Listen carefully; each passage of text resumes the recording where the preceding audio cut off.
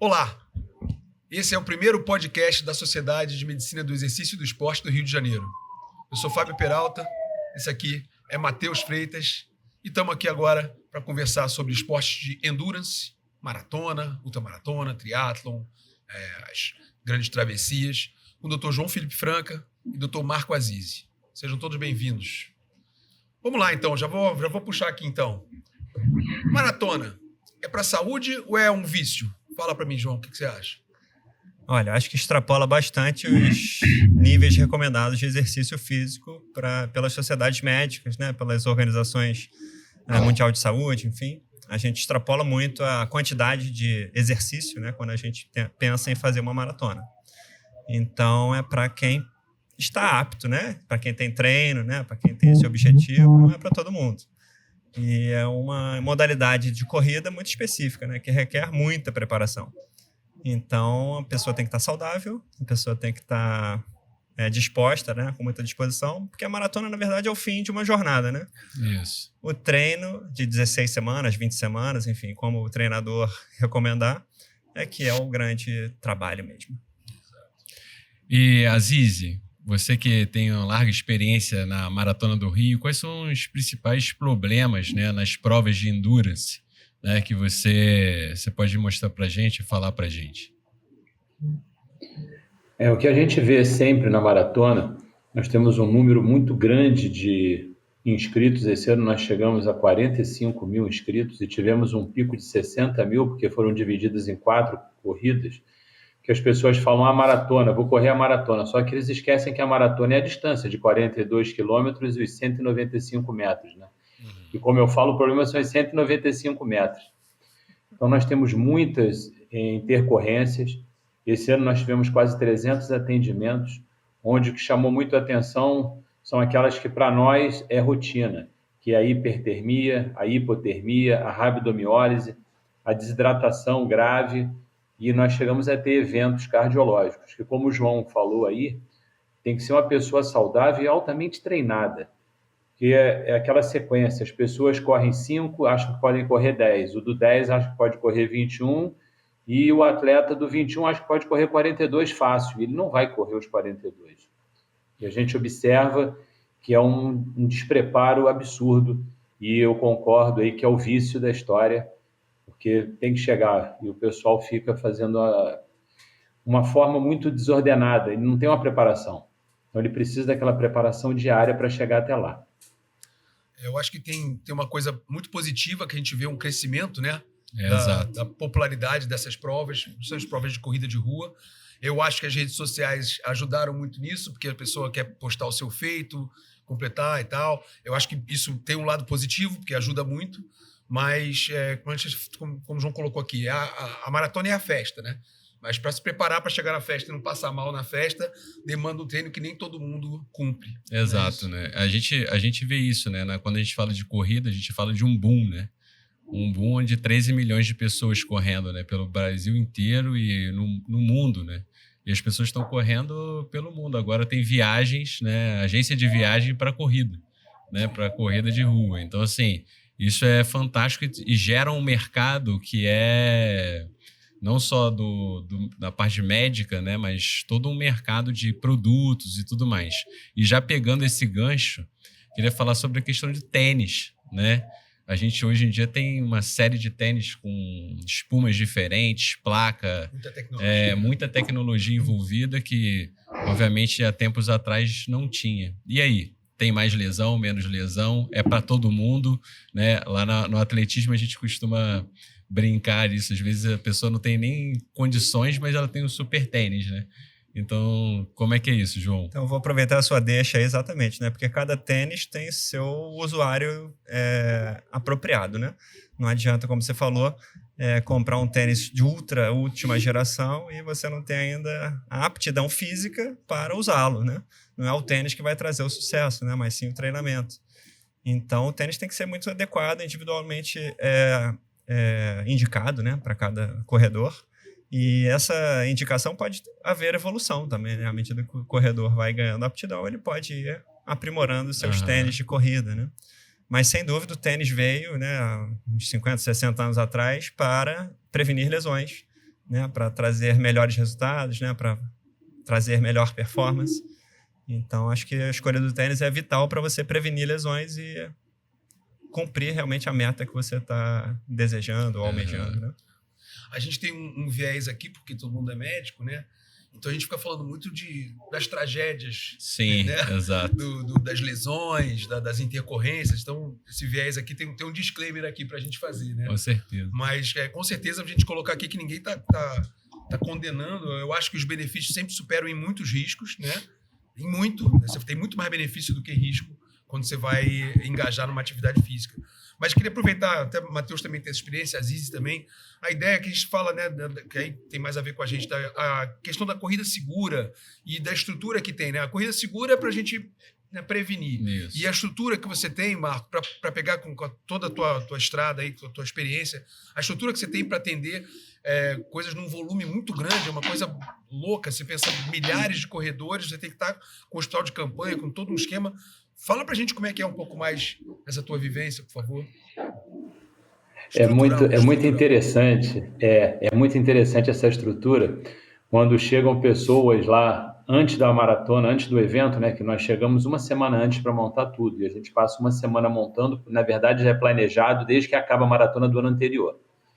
E aí quem não conhece, quem não é da nossa área médica, ele olha aquela nossa estrutura e fala assim, para que isso tudo?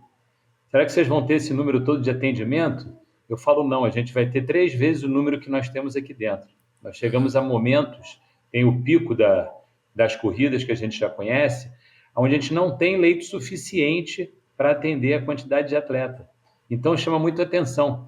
Então, o leigo, que não tem a experiência nossa, ele chega lá, o Matheus já esteve lá, já presenciou. Sim. Ele chega, olha e fala assim, para que você tem isso tudo? Eu falo, tem isso tudo porque a gente é um hospital de verdade. A gente divide o hospital em 3 setores. Nós temos uma área verde, uma área amarela e uma área vermelha.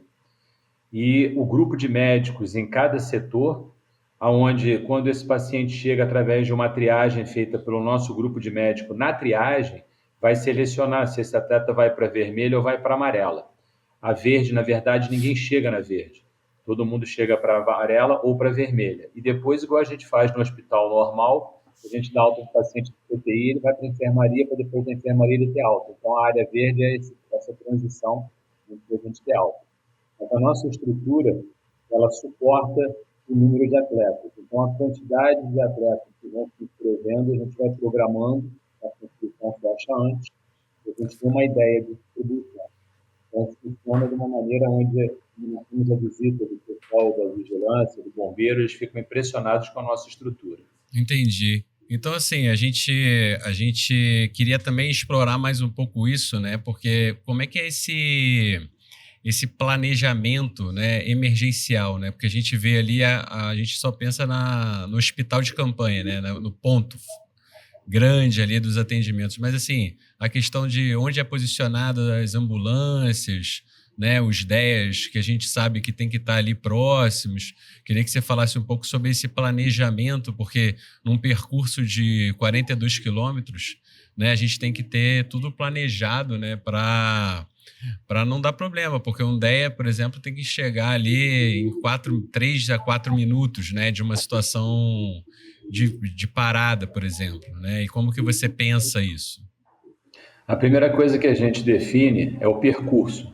Então, a organização da prova, com parceria com a World Athletic, a maratona nossa está credenciada dentro desse plano da World Athletic, a organização faz o percurso. Uma vez eles fazendo o percurso está pronto. Aí a gente determina o local do hospital de campanha. O hospital de campanha fica próximo à chegada. A chegada, ela nem sempre é no mesmo local da largada. Então, a gente tem a chegada e aí você desenha. No passado, quando você tinha a maratona saindo lá da Praia da Maconheiro, era uma linha reta. Então, você tinha os 42 quilômetros em linha reta. Hoje, a gente tem um circuito, na verdade. O atleta corre lá no aterro do Flamengo, ele passa pelos 2 lados da pista, vai no centro, volta, vai na praia lá de Copacabana, Ipanema e volta. Então, a gente consegue fazer esse circuito, distribuir as ambulâncias. Nós temos 16 ambulâncias distribuídas pelo percurso. A ambulância, ela fica sitiada naquele ponto, todo mundo com rádio de comunicação, aonde a gente sabe quando um atleta passa mal num determinado quilômetro. a ambulância sabe qual é aquele quilômetro e a ambulância mais próxima da cobertura. Associado a isso, eu tenho os motossocorristas, que são 12 motossocorristas com todo o preparo de atendimento do PHLS, e ele faz aquele primeiro atendimento também com rádio de monitoramento. Se ele achar necessidade da ambulância, se a ambulância estiver distante, ele chama a ambulância.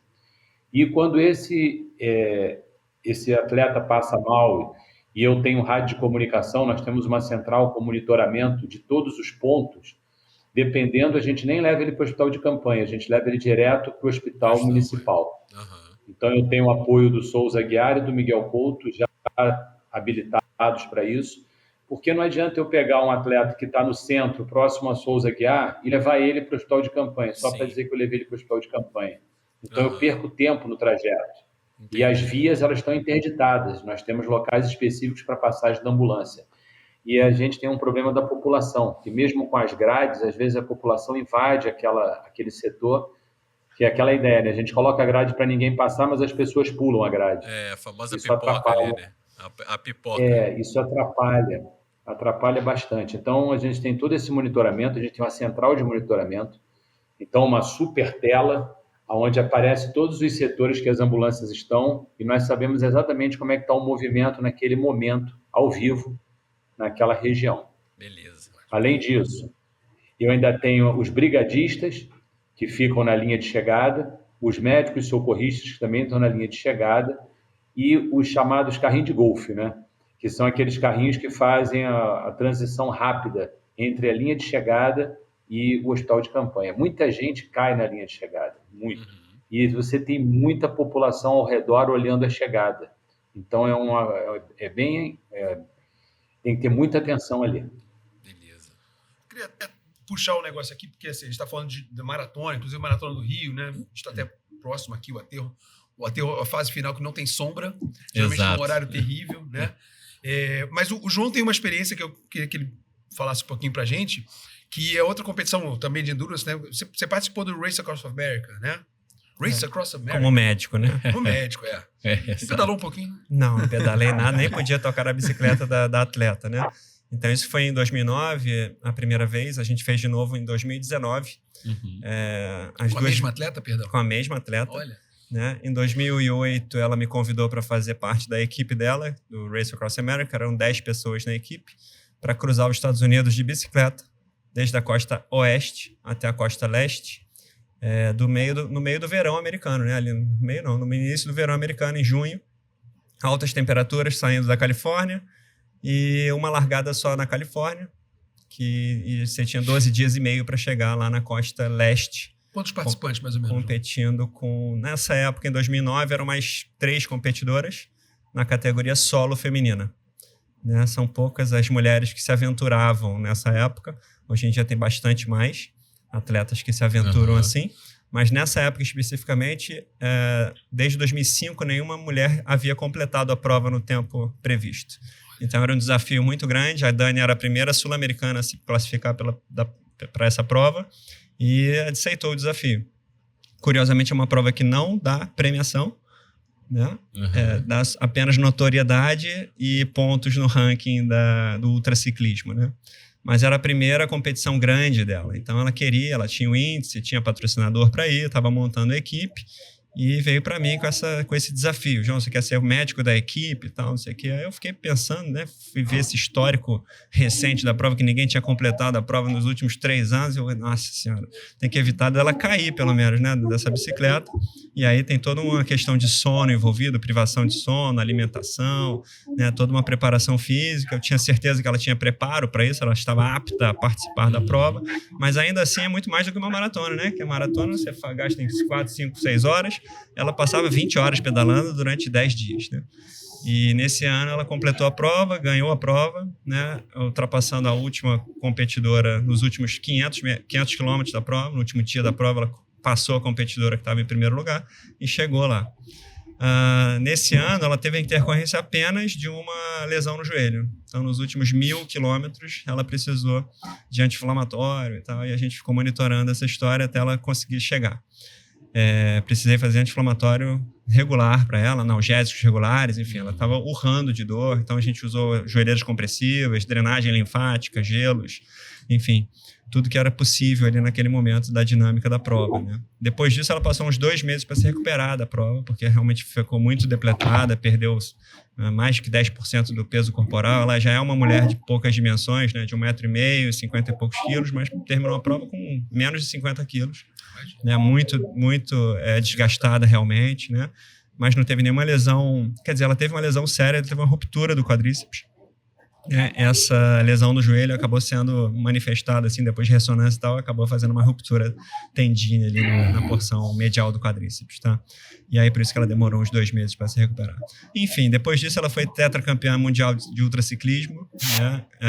E decidiu em 2019 repetir a prova, fazer novamente a prova, porque ela ficou com o quê de querer fazer a prova em menos tempo. Então, ela se preparou mais, já depois de 10 anos aí no circuito, e ela foi com esse objetivo de fazer a prova em menor tempo, e acabou se deparando com outras 7 competidoras na prova, né, entre elas 5 recordistas da prova, né, nesses últimos 10 anos que ela não tinha competido. Ela foi competir de novo em 2019, e ela era uma das acima de 50 anos nessa época, né? Ela participou a primeira vez com 41, depois participou com 51, e as outras 6 competidoras eram abaixo de 50 anos, então ela tinha ainda que lutar contra as outras, né? Apesar dela estar em uma categoria acima de 50, ela queria bater as outras acima de 40 anos também. Então ela é muito competitiva, e curiosamente nessa prova ela vomitou nas primeiras 12 horas, pensou em abandonar a prova, e aí felizmente eu estava lá, e aí consegui reverter toda a situação no sentido de motivar a equipe e fazê-la acreditar que dava para chegar. E ela conseguiu chegar, né? Se não tivesse passado mal, teria chegado mais antes até, mas chegou com o recorde da prova, recorde mundial da categoria feminina solo acima de 50 anos, e o recorde perdura até hoje. E as competidoras foram realmente muito motivadoras na prova, porque a gente seguiu a primeira colocada até os últimos quilômetros, e conseguimos chegar com meia hora de distância da segunda colocada, o que foi realmente, assim, photoshart, né? Porque numa prova de 10 dias, você chegar com meia hora de distância, foi realmente assim, não pode cochilar agora, não pode dormir, não pode fazer nada, não pode comer um pouquinho mais, porque ela tá na cola da gente.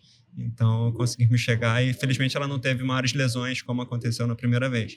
Mas foi uma experiência sensacional, né, do ponto de vista de medicina do exercício, porque fisiologicamente a gente parte de uma temperatura inóspita, né, de 40 graus no verão da Califórnia, depois sobe o Colorado, passa 72 horas ali acima de 2.000 metros de altitude, o que traz todo o mal da altitude envolvido, né? A equipe sofre com isso, porque não tem aclimatação suficiente, e a gente acaba também baixando a temperatura demais, né? Pedala 0 graus, 5 graus no topo do Colorado. E o terreno também fica muito difícil depois que desce o Colorado na planície do Kansas, ali no meio dos Estados Unidos, fica muito quente de novo e com muito vento, né? Eles têm risco de tornado nessa época, nessa região. Então tem todo um alerta de tornado, alagamento, e a gente fica naquela tensão como é que está a condição climática e tal. E nesse 2019 a gente sofreu com inundações. Então, por conta de muitas tempestades, os rios subiram, e os trechos foram desviados e tal. E isso foi todo um improviso da prova também, de desviar as rotas, né? E toda uma tensão envolvida nisso aí. Tivemos que tirar a bicicleta da estrada também por conta do mau tempo e tal. E depois a gente ainda sobe os Apalaches, né? Na costa leste dos Estados Unidos, que também chega a 3.000 metros de altitude, todo o mal da montanha de novo envolvido. Foi uma escola, né, João? Exato. Nossa, e cada dia um desafio diferente, principalmente, né, o que eu aprendi muito lá foi com a privação de sono, né? Não só da atleta e das atletas competidoras adversárias, mas também da equipe, né, que são pessoas normais, são profissionais. Eu fui com uma chefe de cozinha, eu fui com a líder da equipe, fui com um mecânico de bicicleta, e fui com o marido da Dani, que também fazia parte da equipe, e com a filha da Dani também, que fazia parte da equipe. E que não estavam atléticos assim, a ponto de, vamos dormir 3 horas por noite durante 10 dias? Vocês estão preparados para isso? O médico fica responsável por todo mundo, Por né? todo mundo. Acabei ficando médico de todos da equipe, não apenas da atleta, né? Então, eu também tendo que cuidar da minha própria saúde no sentido de, ter que dormir nos momentos que eu poderia dormir. Exato. Então, a privação de sono realmente foi um aprendizado sensacional ali. E associado a exercício, performance, enfim, né? Faculdades mentais com privação de sono realmente fica muito difícil. Então, tiveram muitos conflitos de irritabilidade por causa da privação de sono, né? Tem todo um contexto aí de sociabilidade com privação de sono. Isso é muito difícil, realmente. Né? Mais um desafio. E eu vejo que muitos atletas maratonistas também sofrem com privação de sono porque eles escolhem acordar cedo para correr, né? Então, eles também têm que lidar com essa questão também, né? Até a prova mesmo, né, Aziz? Ela larga às 6 da manhã, né? Exato. Isso é uma coisa que a gente tem que discutir cada vez mais. Sem nenhum conflito de interesse, Peralta e Matheus, se vocês quiserem, o João está falando, vocês estão me ouvindo? Sim, estamos te ouvindo. Sem nenhum conflito de interesse, um livro sobre isso. Ele fez um livro sobre essa experiência toda aí. E uma coisa fantástica que tem no livro é a temperatura do asfalto com a bicicleta, que a Dani tinha que andar em cima daquela linha branca entre a pista de rolamento e o acostamento, que era onde a temperatura não queimava tanto os pneus. Exatamente. Tô bem nisso, João? Era bem curioso isso aí mesmo, cara, porque a gente saía do ar-condicionado e a gente aguentava uns 2 minutos fora do carro, né? E o calor era tão grande que em 5 minutos a caramanhola de água da bicicleta ficava quentíssima. E aí enjoava, né? A pessoa que bebe água quente acaba ficando enjoando por conta da não regulação térmica, né? Então a regulação térmica era vital ali naquele momento. Realmente andar em cima da linha branca fazia muita diferença para os pneus e também para ela.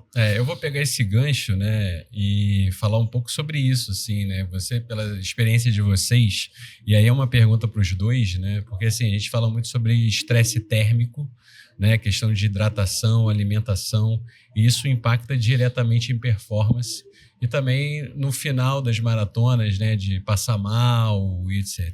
Queria entender como que vocês fazem esse planejamento quando vocês estão com um atleta, né, como é que vocês lidam com isso, né, se vocês fazem um estudo pré, né, como é que vai estar o dia da prova, porque a gente sabe que aqui, por exemplo, no Rio de Janeiro, numa corrida de rua, né, ali, apesar de ser junho, né, mas às vezes é quente, né, dá 34 graus, né, e as pessoas esquecem, por exemplo, da umidade, né, umidade é uma coisa que ninguém leva muito em consideração e é super importante.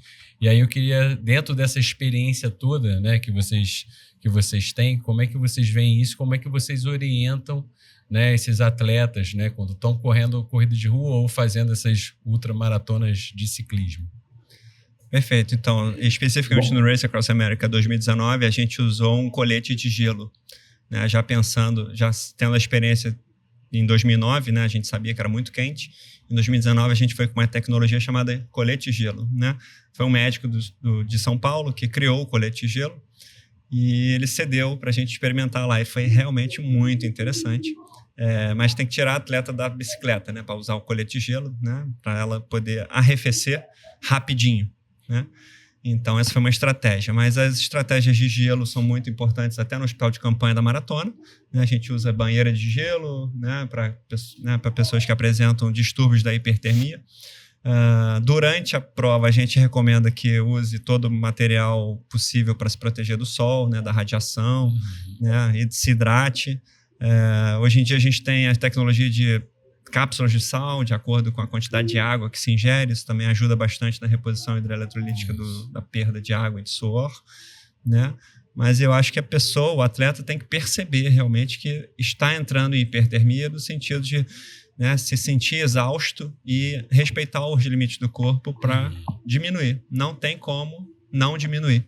Então, tem que diminuir a intensidade, tem que diminuir a produção de calor daquele momento e só se faz isso se retirando realmente da intensidade, da alta intensidade de exercício. Então, a gente vê muito na maratona, né? Não é que veja muito, mas talvez seja a maior complicação que existe no hospital de campanha, seja os distúrbios da hipertermia, né? Marco pode me corrigir se eu estiver errado, mas as estratégias são de arrefecer o corpo o mais breve possível, o mais rápido possível, com compressas de gelo, com banheiras de gelo, enfim, com líquidos gelados mesmo ingeridos, para a gente tentar diminuir os sintomas da hipertermia.